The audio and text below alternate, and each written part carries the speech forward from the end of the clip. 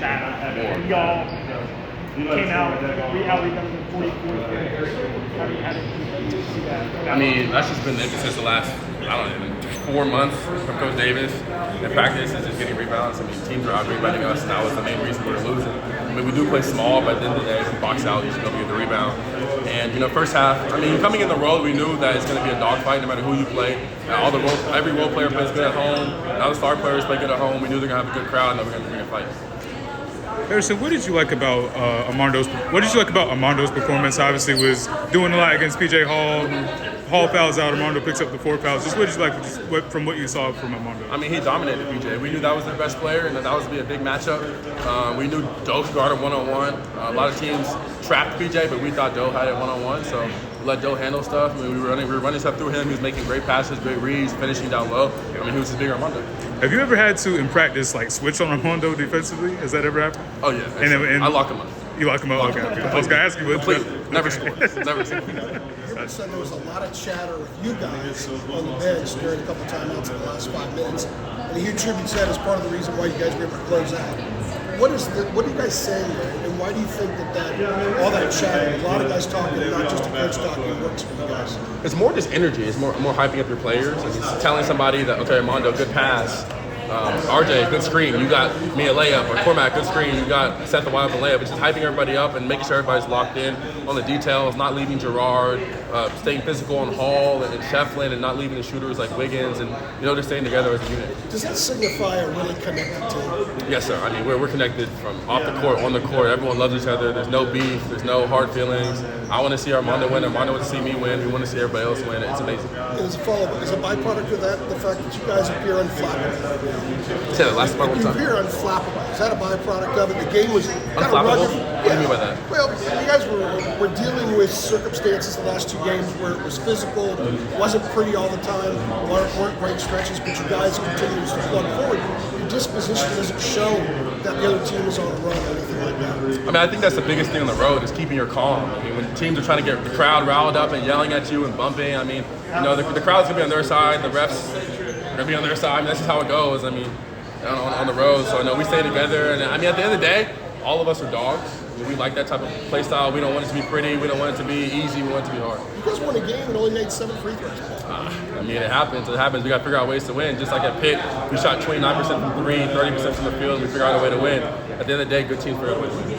Harrison, in the warm-ups, what was that on your right hand? It looked like tape or something. Had the Argyle. What was that was on your hand? I'm dealing with a little sprain or hyperextension or whatever you want to call it in my right. We're not quite sure. Let's call it sprain in my right wrist. And it's been happening. I've had that since Kentucky game when I fell. I've kind of been trying to nurse it and play through it, and I feel like soon I'll be okay. So was it just like a tape? Is that what it was? It's like tape trying to take load off the tendon. Oh, okay. You've been short a little bit in the lane lately. Is that a result of that? I don't want to make any excuses. I feel like I just got to get my touches back, but it does play into it. It does play into it a little bit. Third of the season. What's he from Tracy? What does it say about the balance of this? You had RJ scoring 8 consecutive games. Some big wins. You don't need that for we're such a talented team. Any day, it's going to be anybody's game. There's Seth, there's RJ, there's Elliott, there's me, there's Armando, there's Jay-Wade, there's Zayden, Paxton, Cormac. You keep going down the list, James. You name anybody. Everyone contributes to this team. Really physical game. I was talking big, not just about the block and then his first half, also just wrestling down 2 guys for that loose ball second half. When you see moments like that, does that fire you up at all, or just how do you react to that? Those are the games I live for. Shefflin, number 4 on their team, got the better of me. For one possession, get 2 offensive rebounds. But those are the games I live for. We love that type of play. We're all big guys. We spend time in the weight room. We lift. We're ready for it. Harrison, you haven't played Duke or Miami or UVA yet, but have you had some welcome to the ACC moments here this week? Definitely. Just be on the road. The atmosphere is different. It's different than the Pac-12. Besides the Arizona teams, the bigger teams, atmosphere is crazy. It's crazy. I love it. Obviously, you can measure points, rebounds, assists. There's a million stats, but are you starting to see from this team just sort of the tenacity and the guts? I don't know, for lack of a better description, that you need to be able to pull things like this out? We talked about at the beginning of the year. Everybody on this team has a chip on their shoulder for different reasons. Everybody wants to win. Everybody wants to be great. Everybody wants to play the next level. Everybody wants to win a championship, ACC championship. And I feel like I've never been on a team where this many people work that much hard at their craft every single day. people are there 3 hours before practice, 4 hours before practice, 3 hours after practice shooting and just trying to get better. How about Paxson for 3? I don't believe you trailed after that. I have to go back and look. But, I mean, not many have fallen for him this year. I mean, he's a great shooter, though. If y'all saw him in practice, man. Saw him this summer. He wasn't missing. Yeah, he doesn't miss. This summer no more. I mean, he can shoot. He's a good shooter. We trust him. And that shot is a shot that we want him to take. No one was surprised. We all crashed, and it was a good shot. I want to ask about that moment in the second half when Clemson made finally their first three of the game. Y'all held them without a bucket from 3 the entire night. They finally hit one, and then you come back and you answer. That seemed like a really important moment in the game. Can you just talk us through that, what you saw on that possession? That's one thing that coaches, especially Coach Davis, really talks about is when teams get layups, say they get a post touch, they're trying to get back quickly. I mean, we're playing small, so we're fast. We're faster than most people at the 1, 2, 3, 4, and 5. So when they hit a 3, we're trying to get out and run, get a 3 back. They get a layup, we're trying to get out and run, get a layup. You didn't wear the tape. I mean, I'm not trying to make. I'm trying not to make it a wrist update every day. But well, it's like the flex tape or whatever. It was KT.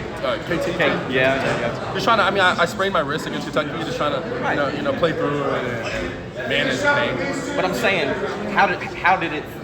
Was it different? A different feel without? Definitely feels better without. I definitely will not probably wear the tape anytime else unless it hurts. But I mean, it's definitely easier to shoot without the tape. But I feel like my touches around the rim have been a little off, and I just gotta get back in the gym and keep working. First 3 too. It's wide left. Wide left and short, man.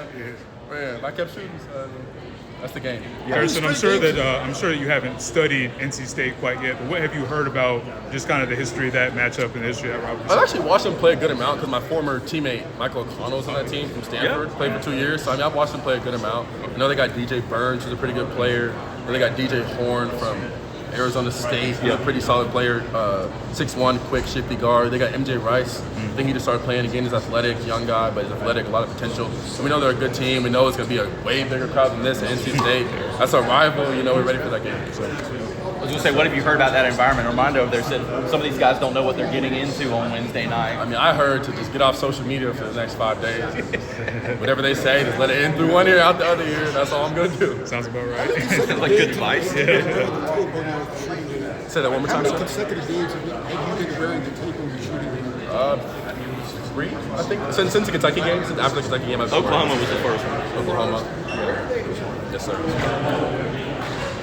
Hubert told us in there that coming down the stretch is obviously pretty nerve-wracking and everything, but he said it was cool in the huddles because he was talking less and you guys were maybe talking more. I mean, can you maybe take us inside there, what those moments were like? And obviously, at that point, usually a coach is barking out everything. You know what I mean? Like, what were the conversations that were going on down the stretch? That's the one thing I really, really, really love about Coach Davis is how he lets the players talk and give our input.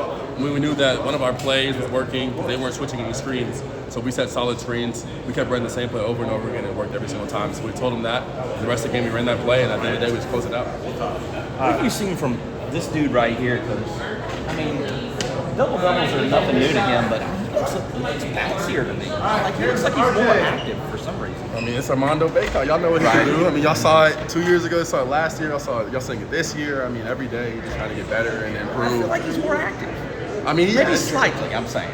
I mean, yes, sir. I mean, I feel like y'all haven't seen everything that everybody on our team can do. I mean, we're still new. We're still learning each other's games, still playing together. At the end of the day, I mean, I feel like we got 2 tough road wins. The ACC, we got another one coming up. We're trying to win every single game.